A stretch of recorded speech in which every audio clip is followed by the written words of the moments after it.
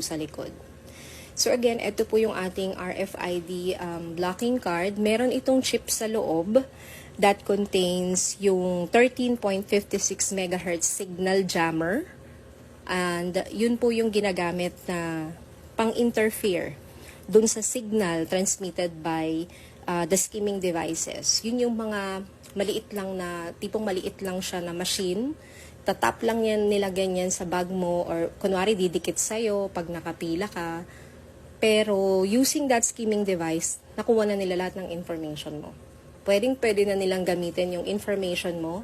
So, dyan na magsa-start yung victim ng identity theft. Okay? Huwag po tayong pabiktima.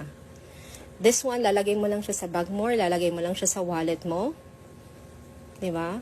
Kampante ka na hindi ka magiging biktima ng identity theft. Kesa tumawag ka sa mga bangko, ganyan. Diba? Kasi talagang tayo din magpo-protect talaga ng information natin. And good thing is, hindi ka na kailangan ng battery. Wala nang batteries needed. Basta lagay mo lang siya sa bag mo, lagay mo lang siya sa wallet mo. Ayan, okay na okay na. Okay, so